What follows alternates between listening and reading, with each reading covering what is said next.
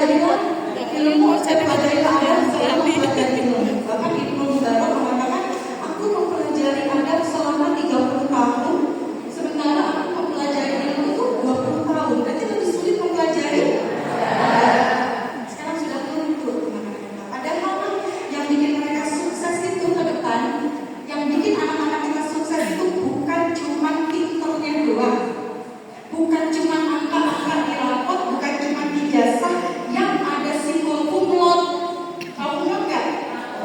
Lulusan terbaik, nilai tertinggi, lulusan paling cepat. Nggak cuma itu, nggak cuma ijazah dia yang nilainya tertinggi, bukan itu yang bikin anak-anak kita sukses. Tetapi ada 3 kecerdasan. Nah, ini 3 kecerdasan yang harus kita upayakan pada anak-anak kita. Mau tahu apa itu? Mau tahu? Yang pertama adalah kecerdasan spiritual. Apa itu kecerdasan spiritual? Apa Bapak? Spiritual Christian bahasa Inggrisnya. Kecerdasan spiritual itu apa? Kecerdasan yang berhubungan dengan hablum minallah ya. Hablum minallah. Landasan spiritualnya bukan cuma sholat, puasa, ngaji, enggak. Itu ibadah, bukan cuma itu.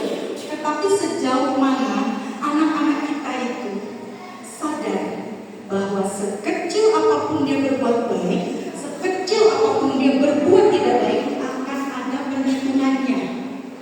Ada HP nih, nggak ada orang, sepi, nggak ada CCTV, aman, nggak ada CCTV. Astagfirullahaladzim. Lihat aja nanti CCTV Allah mengamati aku 24 jam.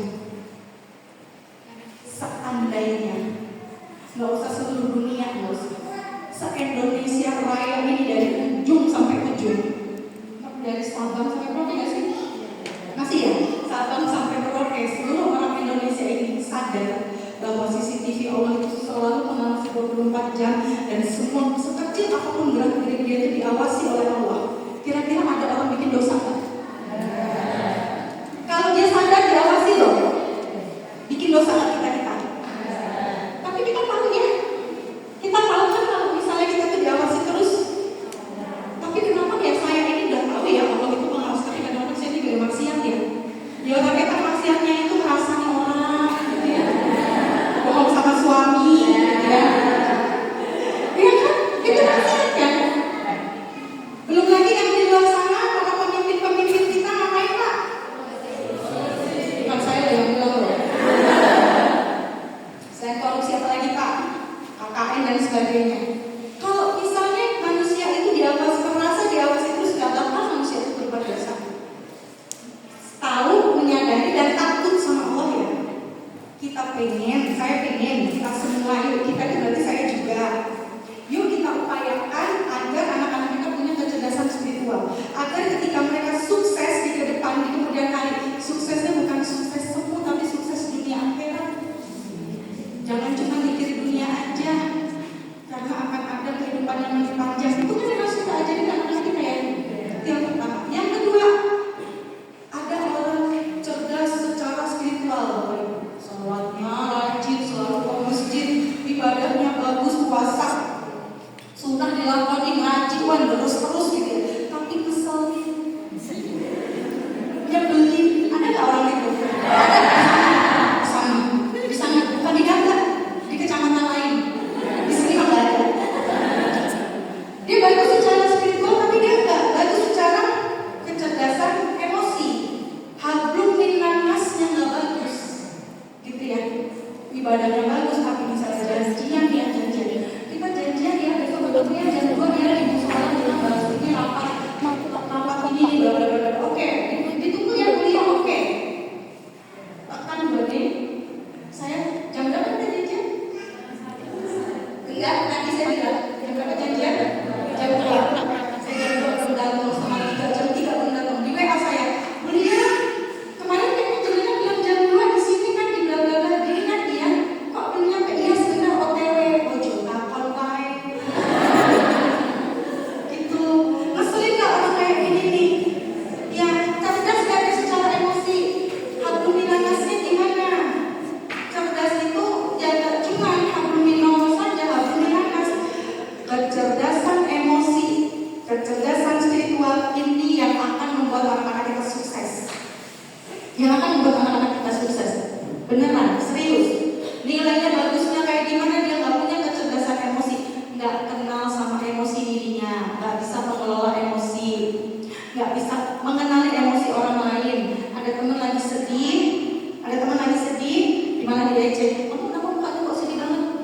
aja, Mas ya deh. Tapi kalau kenapa kok kelihatan wajahnya kok sedih banget, aku gak punya uang ya, ayahku tadi belum pulang ya, aku punya 2.000 kita bagi 2.000. Cerdas gak dia secara emosi? Iya. Kemudian apalagi nih kecerdasan emosi? Punya tanggung jawab yang baik. Tanggung jawab. Ini gak main loh, tanggung jawab, disiplin, inisiatif, ini skill mahal. Keberanian memutuskan tindakan, ini skill mahal. Tahu skill mahal, kemampuan mahal yang bakal membawa anak-anak kita pada puncak sukses. Pinter bu, nilainya bagus, gak punya tanggung jawab. Pinter, nilainya bagus, gak disiplin, gak inisiatif, gak terpakai. Mau jadi pemimpin, mau jadi karyawan, mau jadi bos, mau jadi juragan, mau jadi juragan, mau jadi apapun, nggak kepake kalau nggak punya ini. Awalnya sih iya, tapi lama-lama orang sebel gitu loh, ya kan? Apalagi kalau anak nggak punya inisiatif. Ini kecerdasan emosi ya. Bapak Ibu, saya mau nanya, anak-anak di rumah kalau ada keran ngocor itu keren, tanpa disuruh, kepikir nggak untuk matiin? Serius? Ya, kadang-kadang lampu nyala siang hari tengah bolong, padahal kalau dimatiin gak ada pengaruhnya. Dengan penerangan itu anak kita tiba-tiba dimatiin tanpa disuruh. Ngelihat air ada di lantai terus dia ambil, entah ngambil tisu, entah ngambil romper, dilap tanpa disuruh. Kalau anak kita begitu, yang hebatnya pasti ibu bapaknya. Yang hebat pasti ibu bapaknya, karena anak hebat, anak yang punya inisiatif, anak punya seabad kemampuan yang hebat, itu pasti karena orang tuanya juga hebat. Gak ada cerita. Kalau ibunya reot, anaknya disuruh hebat. Kamu kudu begini, kudu begini, tapi kita memang gak ngajarin. Anak kan lihat ya. Aku disuruh rajin, aku disuruh punya inisiatif, aku suruh tanggung jawab. Kemarin aja ibu, kemarin aja bapak, gitu kan? Dia kan evaluasi. Itu kecerdasan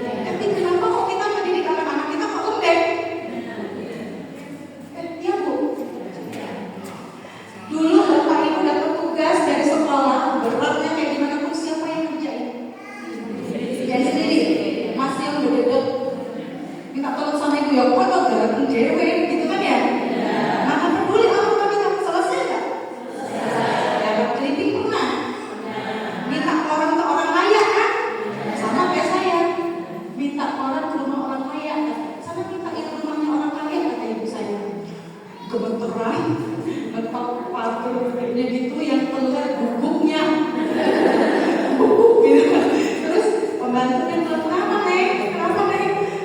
Itu Bu, saya mau minta koran bekas. Ya tunggu sebentar ya. Ditutup lagi gerbangnya, terus dikasih koran bekas gitu ya. Gak kayak anak sekarang.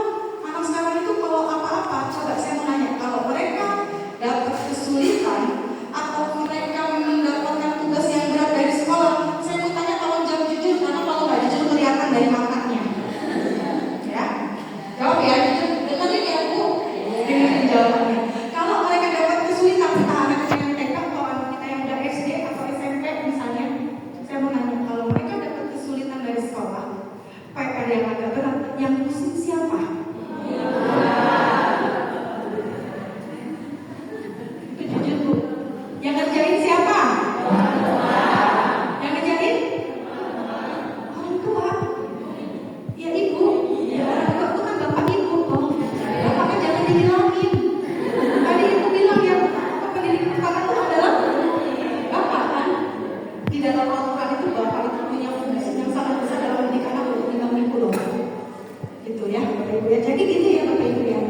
Ini kalau dulu orang tuanya ini milenial, saya tahu kan nggak semua kebutuhannya terpenuhi ya, nggak semua keinginannya terpenuhi ya. Sekarang sudah punya uang, gimana caranya anakku jangan sampai susah? Nah kan, milenial kan gitu tuh. Saya juga kadang-kadang paling nggak tega kali sama anak. Iya. Ya ampun itu anaknya mainannya bagus-bagus. Iya Bu, ini beli mahal. Ini masa kayak gini aja 1 juta. 1 juta iya Bu, ini kayak gini loh Bu. Orang pasang 500.000. HP-nya aja 4 juta setengah. Masya Allah, dan HP itu HP bapak berapa harganya? 1,5 juta. Kenapa anaknya dibeli mahal sih Bu? Kenapa sih Pak? Apa jawaban para orang tua? Gak apa-apa lah, Mama Lia, saya mah dulu waktu kecil susah. Saya gak mau saya susah. Betul gitu kan? Jahat tuh kita sama anak, sumpah. Karena mereka itu butuh dididik sama orang tua yang ngajarin mereka betapa kerasnya hidup. Kita gak pernah tahu loh, kita tuh nungguin mereka sampai kapan. Kita gak pernah tahu besok itu mereka ada di belahan bumi mana, ngedapetin kesulitan apa, kita gak pernah. Bisa cerita ini loh sebenarnya kan? Karena saya juga gak bayangin betapa utang saya itu banyak ke anak-anak saya. Gitu loh, ya. Jadi gitu ya Bapak Ibu ya. Jadi yuk, saya ngajak nih ya, gak nyuruh ya. Yuk, saya juga. Kita sama-sama berjuang untuk mendidik generasi kita, generasi yang beradab. Gak cuma penting nilai, tapi beradab, benar-benar beradab. Dan mereka tuh punya jiwa yang kuat. Jiwa yang kuat yang mereka tuh ketika merasa kecewa gak masalah. Ya, bukan mengecewakan anak ya, tapi kalau anak ada di situasi yang dia kecewa karena sesuatu hal, nggak masalah anak kita kecewa. Anak kita berantem, anak kita kalah berantem, nggak usah ikut-ikutan. Kecuali udah sangat membahayakan kayak babak punya dipisah ambil anak kita, nggak usah anak kamu ngapain anak aku tak laporin polisi kamu ya.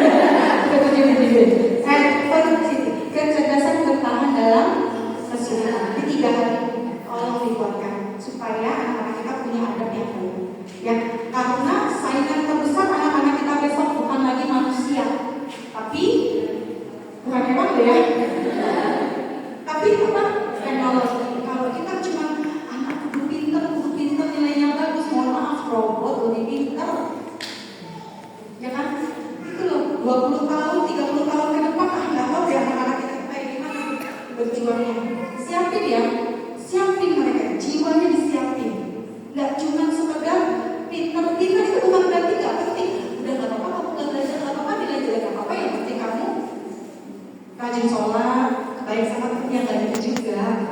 Tetap itu penting, tetapi ada yang jauh lebih itu ya. Oke, lanjut Bu. Lanjut lagi Bu. Kenapa kita perlu belajar parenting? Parenting itu apa? Apa Pak parenting Pak? Bapak yang tenang. Parenting itu apa? Nggak tahu Pak datang. Kalau dijawab gimana? Parenting apa Bu? Pengasuhan. Oh pintar ya? Parenting adalah pengasuhan. Segala sesuatu yang berhubungan dengan bagaimana kita mengasuh. Berbicara tentang anak, bicara soal gizi itu juga parenting. Berbicara tentang tumbuh kembang itu juga parenting. Ya, kenapa kita harus belajar parenting? Coba di slide berikutnya ada nggak Ibu?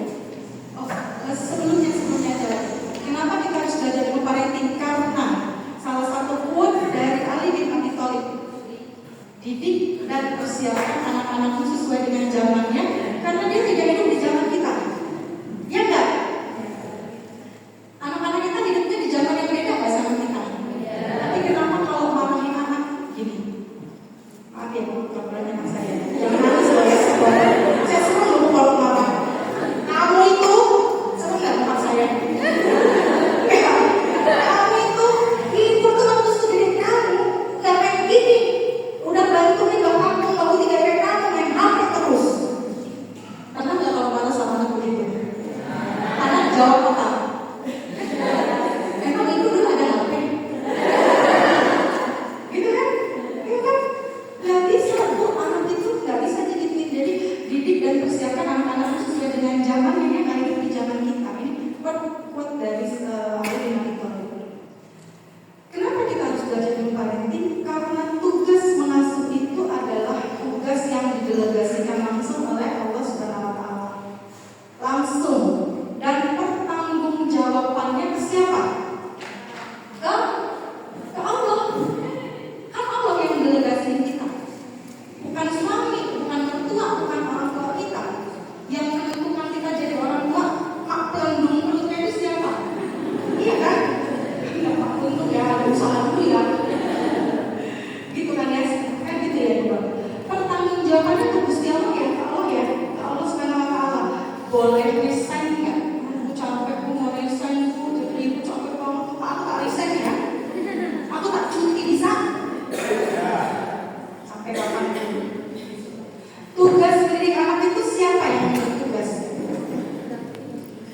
Siapa? Karena parenting itu adalah tugas orang tua. Siapa orang tua? Ayah dan ibu. Lebih banyak siapa yang harusnya? Bapak. Terima kasih Bapak, ini ada 99 Bapak yang datang. Hari ini Bapak datang sini terpaksa atau ikhlas? Alhamdulillah. Tadi ditanya tadi sudah dulu. Oh, ikhlas caranya Bapak. Lalu tuh tidur-tidur.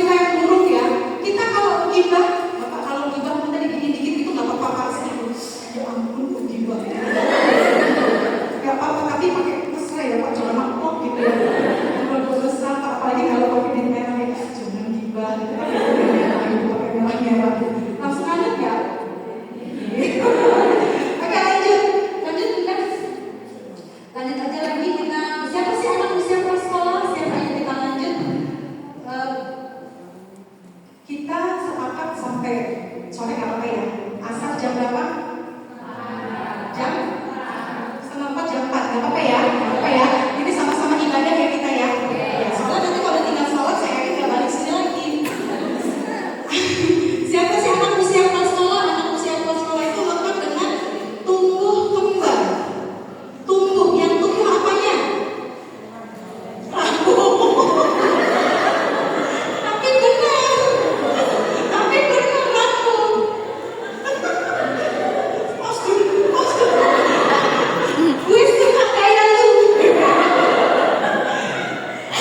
Rambut ya benar. Yang tumbuh apa yang tumbuh? Ada gigi tumbuh. Yang masuk fisik tubuhnya bertumbuh dari segini gitu kan. Ini namanya bertumbuh. Kalau pengen anak bertumbuh dengan sehat berarti harus fokus di apanya? Gizinya, ya kan? Faktor gizi berpengaruh ya bertumbuh. Kan anak lahir kecil dulu, genggaman kepala anak seberapa? Nanti dicek, coba deh. Ayo coba sekali kakinya. Pelan-pelan. Nah, itu ibu apa enggak? Seberapa besar otaknya segitu? Otak manusia itu sebesar kepala tangan. Sekarang ibu ketulis tangannya, bapak ketulis tangannya. Nah, segitu otaknya bapak. Berarti kan dia bertumbuh ya. Volume otaknya bertumbuh. Volume loh, besaran loh. Permasalahannya otak yang semakin lama kecil bertumbuh ini dia berkembang enggak? Berkembang itu lebih kepada stimulasinya. Terstimulasi enggak? Jangan-jangan ada orang otaknya tambah gede, badannya tambah gede, tapi enggak terstimulasi, enggak punya pengalaman. Jadi kalau kita bicara tumbuh kembang itu lekat dengan pertumbuhan dan perkembangan. Supaya berkembang dengan baik, anak perlu diapain? Bukan dipupuk. Kalau kembang dipupuk. Dipupuk dengan banyak apa? Dengan perilaku ya. Maksudnya dipupuk dengan sikap kita dan sebagainya, kesempatan dan sebagainya. Berkembang, bersosialisasi. Nanti kita mau bahas nih, gimana caranya untuk membuat anak-anak kita berkembang dengan baik. Tapi intinya seperti ini. Lanjut Bunda. Lanjut. Nah, simulasi, rangsang dan kesempatan. Lanjut lagi aja. Ini anak kita ketika lahir ke muka bumi ini, meskipun otaknya itu masih komplit gitu ya, kalau kepala tangannya segini kecil gitu, segitu coba segitu kecil, itu di dalamnya itu ternyata terdapat miliaran sel otak loh Bapak Ibu. Miliaran sel otak itu modal dari Allah yang diberikan ke setiap manusia yang diciptakan. Jadi anak-anak kita itu sudah dikasih modal potensi oleh Allah Subhanahu wa taala, miliaran sel otak yang itu bisa berpotensi dan siap dikembangkan. Miliaran sel otak itu. Dan kalau Bapak Ibu pengen tahu ternyata anak-anak kita itu ketika terlahir dia berpotensi menjadi anak jenius. Jenius loh. Tapi kita yang merusaknya di 6 tahun pertama. Mau tahu gimana cara kita merusak? Testimoni merusak otak anak mau tahu? Ini praktekin tapi ya. Testimoni merusak otak anak. Jadi dari miliaran sel otak itu Bapak Ibu, ternyata ketika anak kita bisa mengaktifkan 7% saja dari miliaran sel otak ini. Banyak apa dikit? 7% loh. Nggak sampai 10%. 7% saja dari miliaran sel otak ini, maka gambaran kecerdasan anak-anak kita yang pertama, dia bisa menguasai 12 bahasa dunia. Bapak bisanya paling bahasa Inggris juga I love you kan, I don't like money kan, I hate you gitu kan, I miss you gitu doang kan, sama kayak saya Bapak gitu kan. Ini dia bisa menguasai 12 bahasa dunia, bahasa Inggris, Jepang, Polandia, bahasa Portugal, bahasa Cina, bahasa Amerika, bahasa macam-macam gitu, Arab dan sebagainya. 12 bahasa dunia. Kemudian apalagi dia bisa mendapatkan gelar kesarjanaan, mendapatkan 5 gelar kesarjanaan dalam waktu bersamaan. Saya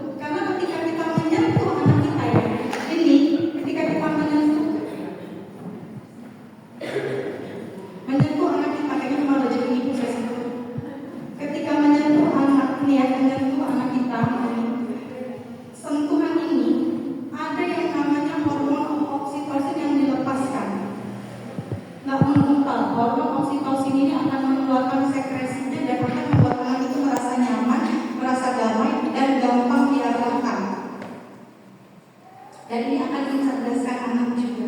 Sentuhan. Jadi jangan cuma sibuk kasih anak makanan bergizi, tapi anak nggak pernah disentuh. Gitu ya. Jadi banyak disentuh. Kemudian kemudian hands on. Hands on itu apa? Kasih anak-anak kita kesempatan untuk mencoba hal baru, cari pengalaman, mencari banyak pengalaman. Jadi jangan jadi orang tua milenial kan, jangan kolonial ya, nggak boleh ya. Kasih anak-anak kita kesempatan untuk mencoba hal baru. Kasih anak-anak kita wawasan yang luas. Kalau anak banyak tanya, rasa ingin tahunya banyak, boleh nggak dipuaskan? Boleh ya. Kalau anak banyak tanya, kepo kan anak-anak kita kepoan. Kalau mereka tanya, kudu dengan jawabannya. Kalau kita nggak tahu jawabannya, jangan asal. Jangan diam. Ini kita kan ya, udah harus bilang. Gitu ya. Kasih puas dia dengan segala pertanyaan-pertanyaannya. Anak-anak gitu nggak sih, kalau nanya dijawab, diam nggak? Diam apa tanya lagi? Luar biasa. Terus kita jawab, tanya lagi. Kita jawab lagi, tanya lagi. Jawab lagi. Pertanyaan yang kesekian ini gak ada hubungannya dengan pertanyaan pertama. Udah kemana-mana. Tanya lagi. Jawab lagi, tanya. Dia itu gak akan pernah puas. Dia baru akan diam ketika kita bisa diam gak? Ya Pak, berisik tinggi, saya menang. Baru dia diam. Kita gak kasih hands on, gak kasih dia kesempatan untuk mencoba baru dan pengen tahu banyak hal. Gimana nih? Otaknya gede, tapi gak terstimulasi, gak berkembang. Cuma bertumbuh, tapi gak berkembang.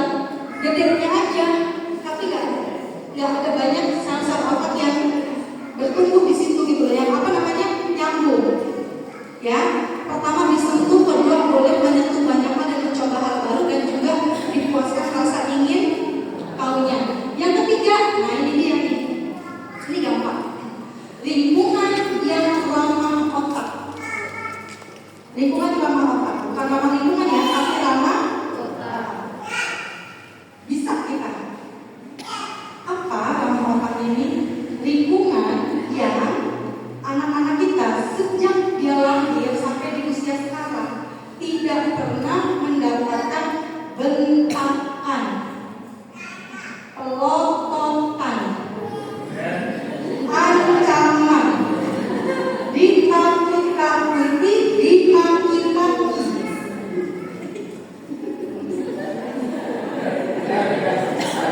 Wah, angel ya. Tapi itu Bu, kok bisa ya? Ibu-ibu kan gak pernah marah kan sama anak. Gak pernah marah, maki-maki gak pernah.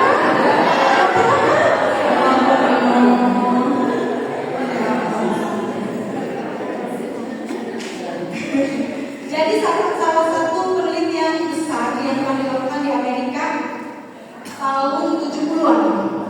Pada tahun 70-an itu sebuah penelitian besar akan melibatkan bagian tubuh terpenting yaitu otak. Dilakukan oleh seorang perempuan yang beliaunya adalah dokter ahli bedah sel otak. Dia paham belajar tentang sel-sel yang ada di tubuh termasuk otak. Dia melibatkan anaknya untuk diteliti dengan beberapa tim ya, dokter Shaw dan sebagainya. Jadi pada waktu itu si bayi ini umur 7 bulan.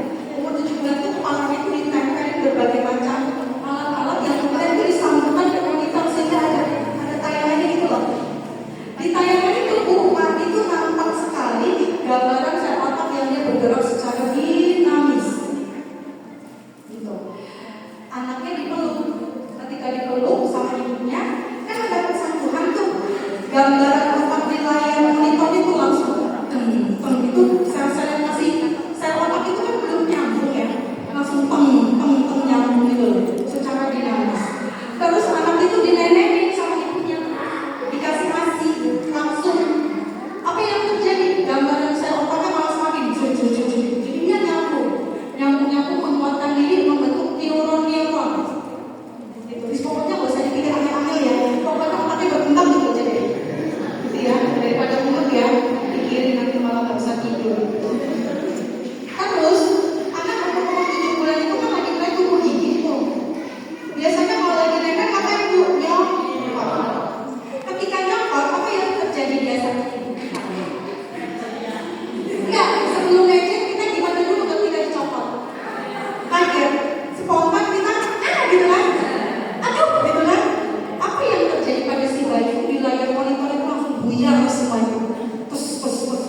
years.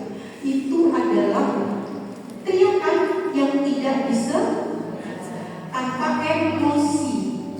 Gimana kalau kamu angin yang dimakan sarapannya, yang dimakan sepatunya, setiap hari. Itu orang tua di sana, kalau di sini kamu enggak. Jadi besok lagi Bu, jangan ya Bu ya. Kalaupun keterucutan Bapak Ibu ya, namanya manusia kan wajar ya. Jangan sampai anak kita banyak dimarahinnya ketimbang disayang-sayangnya. Harus banyak disayang-sayang, peluk-peluk, dipeluk-peluk, dijumpai, didandani, dikosokin dahinya, dibersihin telinganya dan sebagainya. Itu sebagai pelipur lara.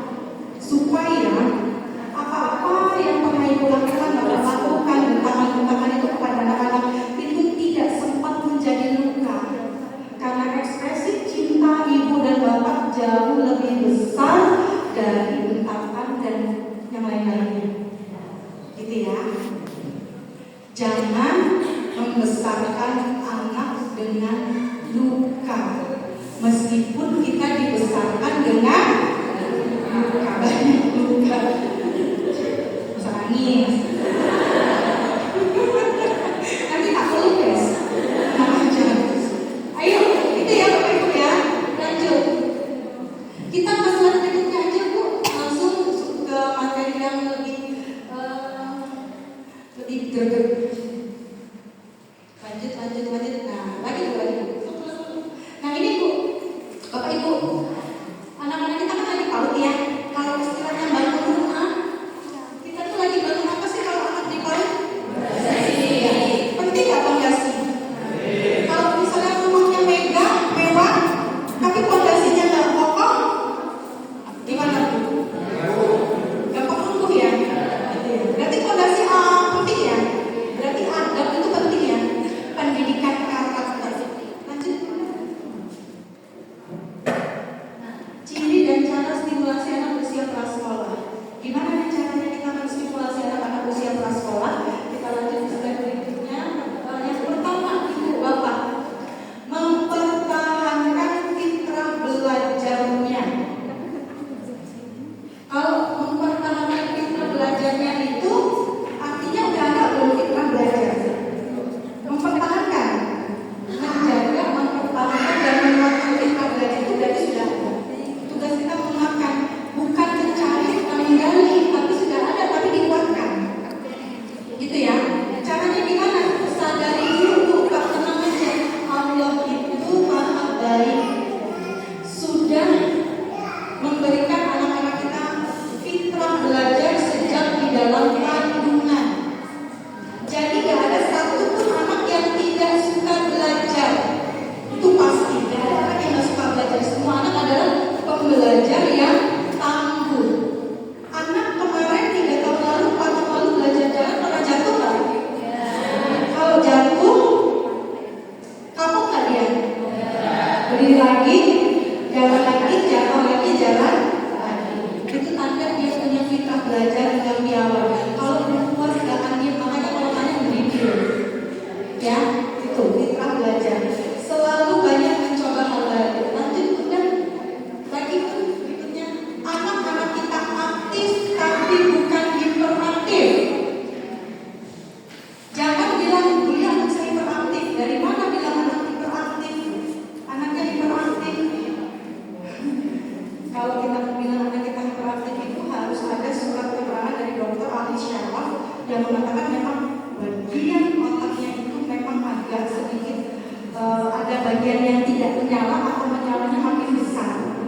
Itu otak yang ngatur tentang pergerakan motorik kasar, gitu ya. Nah ini Bu tadi yang Ibu cerita tadi, anak-anak suka ketual kuil gitu ya, suka ketual kuil. Ibu ada loh istilah ya, bahwa gini, untuk membuat anak-anak kita yang sebelumnya boleh. Nah, terima kasih Bu. Ada gini, untuk mengatakan anak kita normal, itu anak-anak kita harus punya 5 indera yang dia berfungsi sesuai fungsinya. Mata,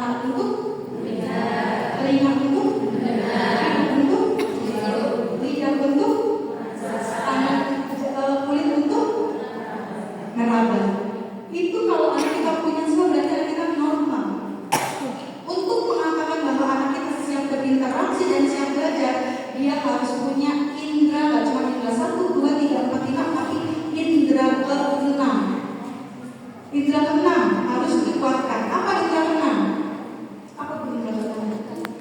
Apa bu? Melihat hantu itu? Indera ke-6 itu adalah proprioceptif. Proprioceptif itu adalah kontrol gerak. Sejauh mana anak-anak kita mampu mengelola gerakannya? Seberapa jauh anak-anak kita mampu mengeluarkan energi sesuai kebutuhan? Kalau anak TK, ini mungkin buat gugur juga ya. Kalau anak TK itu ada nggak sih anak TK yang kalau di kelas itu tiba-tiba makmur dia datang nanti temennya ada yang nangis aja tiba-tiba. Kalau anak TK keluar bilang tangannya bikin temennya nangis dan sebagainya, jangan langsung dicap anak nakal, karena bisa ada sebab beberapa hal. Di slide berikutnya kita lihat. Nah, ada beberapa sebab yang pertama adalah kalau dia datang, kan pernah nih ada di guru saya datang ke satu sekolah lagi ngobrol lewat sama gurunya bilang, "Gurunya maaf ya ngobrolnya dipending dulu, ini si A sudah datang." Emang kenapa kalau dia sudah datang? Kalau nggak dijaga nanti temennya pada nangis. Kalau orang yang datang tuh nggak ngerti anak ini troublemaker, penyebab masalah. Bukan gitu. Jadi gini, ada beberapa sebab. Yang pertama, kalau anak suka keluar, bisa jadi dia juga sering dikelapor-kelaporin sama orang tuanya. Pengen anaknya sauli, orang tuanya harus melihat, bapaknya juga, gitu ya. Pengen anak nggak mukul-mukul, ya jangan pukul. Kalau anak pukul teman bisa jadi karena dia juga sering diginiin sama orang tuanya. Tuh, yang pertama. Atau dia sering melihat orang tuanya atau siapapun yang ada di lingkungannya tuh plak-plak, bukan ke dia, tapi sering dia lihat gitu. Yang kedua. Yang ketiga, dia punya masalah dengan indera keenamnya. Dia belum bisa mengontrol seberapa gerakan yang dia berikan. Misalnya gini ya bu, kalau pengen ngajak teman mainan, ayo main. Yuk mainnya cuma begini aja kan ya. Dia nggak bisa seberapa tenaga yang dia keluar itu dia belum tahu. Maka apa yang terjadi? Cegemak tangannya. What the meaning of the cegemak? Apa artinya cegemak? Dicegemak tangannya itu langsung, ayo main sama aku. Lumayan ya kalau ibu ya langsung mental. Gitu kan. Terus atau aku nggak mau main sama kamu, aku nggak mau main sama kamu, sama gitu. Kan cukup sama gitu. Tapi ini nggak apa yang dilakukan. Aku nggak mau main sama kamu, bro gitu loh. Dipukul sekeras-kerasnya. Nangislah bu anaknya, bu anak orang nangis. Aduh sama gurunya ditanya, "Lia, kenapa temannya dibikin nangis?" Aku nggak ngapa-ngapain. Emang nggak ngapa-ngapain? Emang nggak nyakitin? Nggak niat nyakitin, tapi nyatanya bikin sakit. Jadi kan dia ada masalah nih, ya kan? Sama ada lagi anak nggak pernah main, itu tadi yang ketiga. Yang keempat, anak nggak pernah main di rumah, tahu-tahu sekolah, ketemu banyak teman, dia miskin ekspresi. Dia nggak tahu bagaimana sih caranya mengekspresikan perasaan gembira. Ibu, kalau anak-anak yang baik, ini ya perilakunya sudah tertata, kalau temennya datang kan dia senang, kamu ada datang sini main-main gitu kan. Ini nanti enggak, dia misalnya lagi pegang balok-balokan, temennya datang nih, kamu ada dilempar. Niatnya sih nggak mau lempar, itu ekspresi yang salah. Jadi gitu ya Bapak Ibu ya. Terus gimana dong? Banyakin anak berinteraksi di luar rumah. Jangan semalam pulang nonton TV main HP itu terus. Yang kedua, banyak main di alam terbuka. Masa orang ngabak karena anaknya nggak pernah main di alam terbuka? Main nggak di alam terbuka?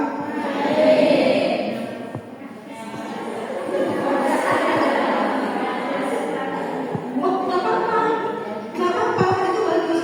Satu lagi, stimulasi di alam terbuka itu bagus banget ya. Stimulasi.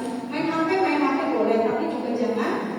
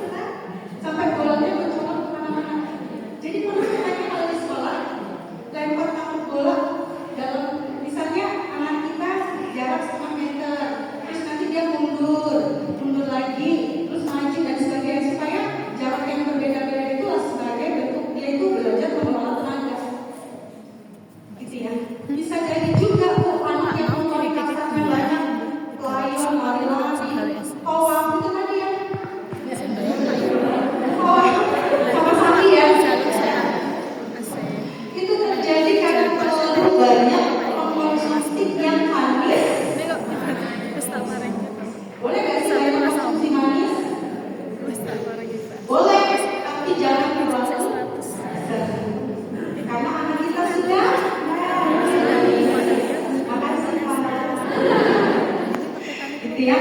Karena anak-anak itu terlalu banyak konsumsi yang manis-manis itu akan mengalami penumpukan.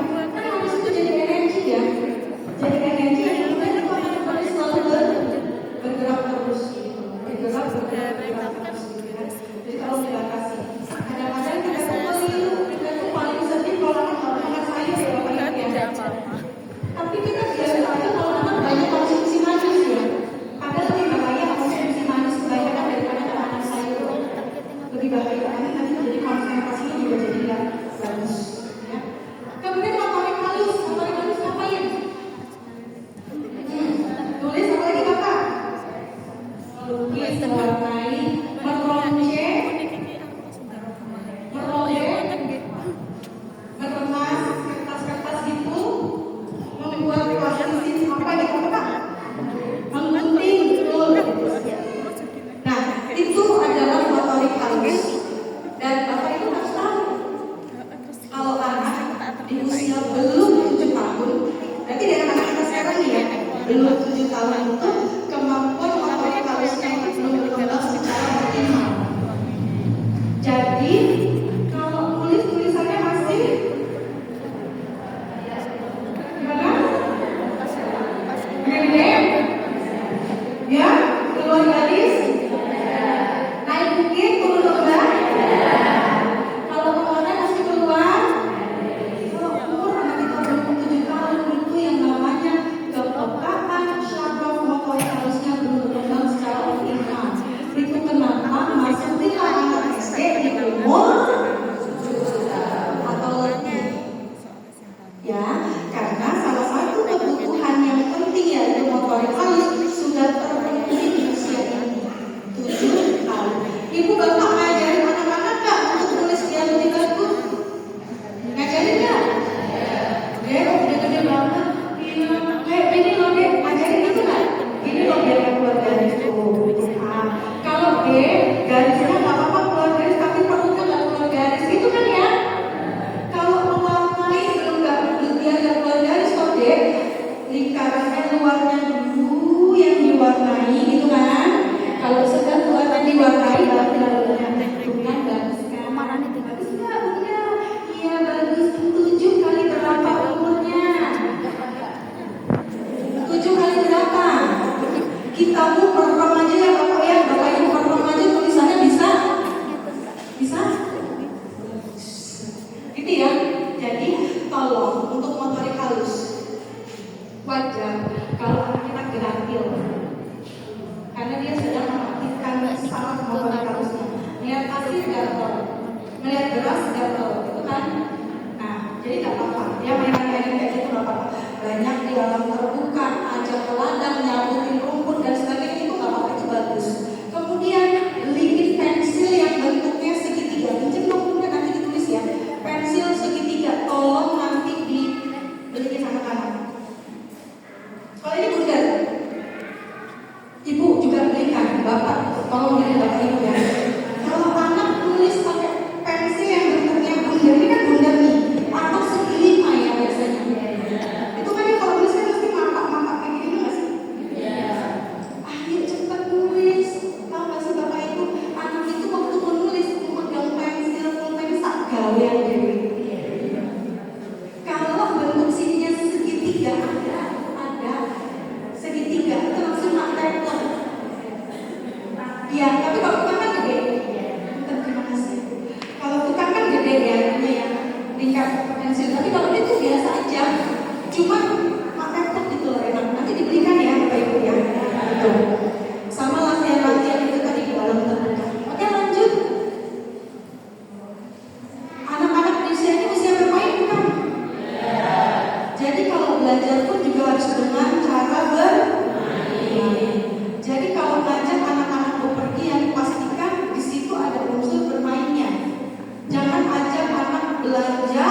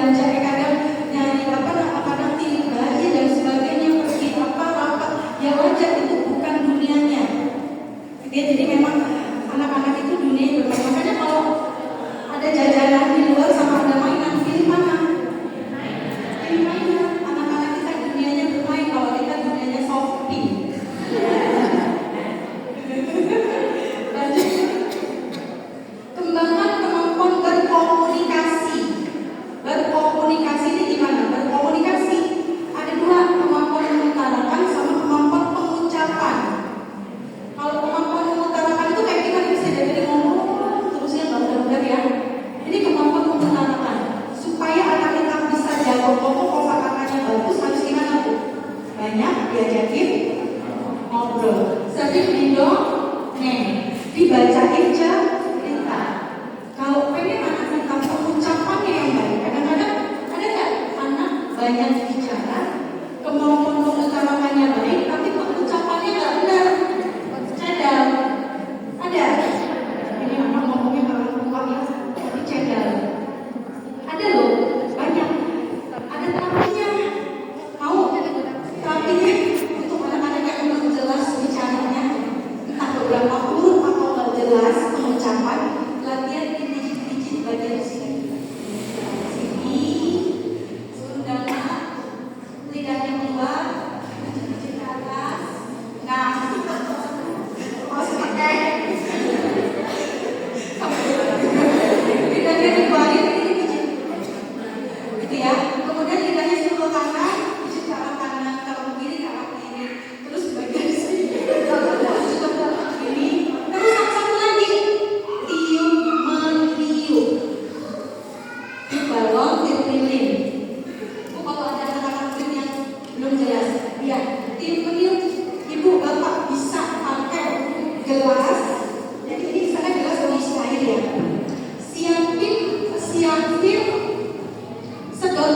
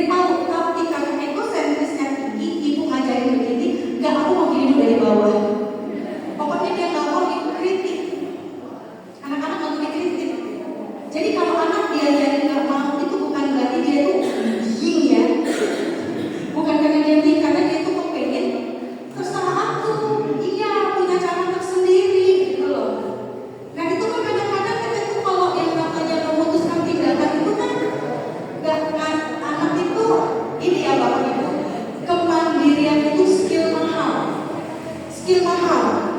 Jadi kalau anak-anak kita sudah punya kemampuan mengambil keputusan, itu harus dipupuk supaya berkembang baik. Mau kondangan, ngajak anak udah pakai baju cantik. Itu kalau kondangan masih cantik ya, kalau parenting aja matching. Ini kayak kalau kondangan nggak tahu lebih kan ya kayak gini ya. Mau kondangan di sini gedung pertemuan yang biasa untuk kondangan di mana Bu? Di rumah, di tempat pokoknya pestanya mewah deh, kayaknya kelihatan dari dekornya. Udah pakai baju rapi, matching, dari ujung rambut sampai ujung kepala sampai ciputnya aja udah matching ya. Sama bajunya, anak dibeliin aja dong. Ayo deh, kita mau kondangan nanti rapi sama kata dia. Gak mau. Aku gak mau pakai baju pilihan ibu. Padahal ibu udah ditunggu rombongan. Terus ibu gimana? Terus mau pakai apa? Naik satu orang. Itu gak sih? Teman saya ya? Oke, temennya saya. Oh iya dong, anak saya 25 tahun. Pengalaman gak cuma pengalaman, tapi pengalaman banyak orang gitu ya. 25 tahun bekerja, lulus kuliah 99, langsung kerja itu dosen. Dulu itu dosen kemana-mana, sekarang mendirikan sendiri. Jadi dari 99 udah mulai mengamati perilaku anak-anak, meskipun belum anak ya. Karena anak pertama saya pakai tahun 2024. Tahun 2000.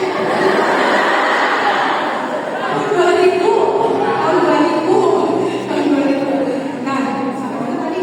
Ayo, mau pakai apa gitu kan? Aku mau pilih sendiri, udah cepetan. Dia pilih mana? Pilih apa Pak? Pilih baju yang kayak gimana Bu? Yang dia suka, favorit dia, yang sandalnya udah ngeletek. Boleh nggak? Boleh nggak? Jumlah di sini. Ibu tuh wis ayu ini loh. Oh Jumli, ganteng nggak sama anak? Saya mau nanya dong, yang menang siapa? Kenapa ibu yang menang? Mau ikut nggak? Mau ikut nggak? Nih yang melu nggak usah melu. Apalagi? Akhirnya terus anak gimana? Gak bes. Apa? Anak yang belum pernah jadi orang dewasa ngalah sama orang dewasa yang gak pernah jadi yang kebangetan. Gitu kan ya? Tapi ini kan kondisi kayak gini sering terjadi. Anak-anak saya juga gitu. Terus ditanya, emang Bu Mamalia boleh gitu anaknya pakai baju yang sambalnya udah kotek-kotek? Ya nggak boleh. Nggak boleh Bu. Karena saya harus mengajarkan tentang sebuah nilai kesopanan dan adab. Salah satunya, adab kita bertamu pakai baju yang sesuai. Tahu nggak baju favorit saya apa? Kok pada tahu sih? Meskipun saya sukanya pakai daster tuh enak banget ya. Masa saya di sini pakai daster sih? Soalnya aku saya nyaman pakai ini, saya menghormati nggak? Menghormati kalau orang tua di sini nggak? Pakai daster juga, tapi kan daster beda ya. Iya daster, tapi kan beda gitu. Itu kan ya seperti itu. Jadi saya bilang ke anak saya, oh kamu suka ya pakai baju ini? Oke, ibu hargai pilihanmu, menghargai pilihannya. Tapi kita harus menghormati tuan rumah. Kamu pakai ini dulu nanti ganti, aku pakai baju ini dulu nanti ganti. Jangan dipatahkan kemampuan dia untuk mengambil keputusan. Ya, oke itu ya. Jangan sampai dia gede, tumbuh dewasa, tapi untuk memutuskan tindakan kecil aja dia nggak mau. Satu lagi contoh, kemampuan mengambil keputusan. Jangan pulang-pulang masuk. Tutup Bu. Gak masuk keluar. Satu lagi, anak-anak udah bisa jajan belum? Udah bisa jajan. Pintar. Kayak siapa? Kayak ibunya Pak. Kayak siapa Bu? Pak minta duit kasih berapa? Kasih berapa? Anak minta duit kasih berapa? 2.000. Oke. Kasih 2.000.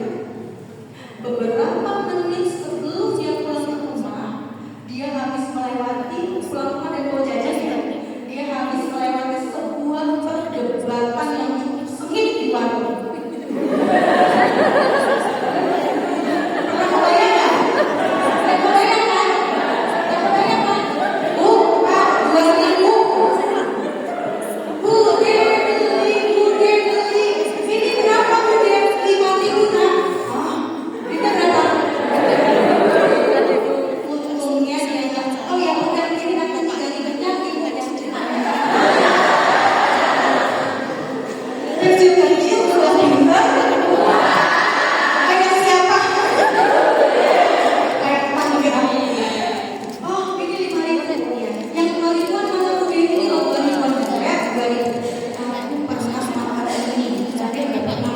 Aku juga pernah makan ini, tapi bagaimana rasanya? Aku pernah melihat ini iklannya di TV, tapi nggak tahu enak apa enggak. Aku pernah sama temanku dikasih ini satu trip, enak, tapi aku juga penasaran sama ini. Aku juga penasaran ini bla bla bla bla bla sampai nanti udah aku mau beli yang ini dong. Hebat, hebat ya? Aku dengan gentle orangnya hebat. Hebat nggak? Prestasi anak usia segini baru ketinggian, juara lomba lari, juara lomba catur, juara lomba balet, juara lomba warnai, juara menggambar, juara lomba coklat, nggak usah ketinggian. Dia bisa memutuskan tindakan saja itu sudah prestasi. Prestasinya apa? Jajannya tapi mengambil keputusan. Ini serius ya, Pak ya, ini serius. Berani mengambil keputusan atau bisa mengambil keputusan ini adalah skill mahal. Skill yang dibutuhkan anak-anak kita untuk sukses di kemudian hari. Ini nggak main-main ya. Jadi kalau anak bisa mengambil keputusan dan intinya terus disumpulin, kemampuan ini dia akan tumbuh menjadi kepribadian yang hebat, yang kuat, yang tangguh. Dari yang kecil-kecil ini kan, gitu ya. Oke, sampai di sini ada pertanyaan, aku silakan.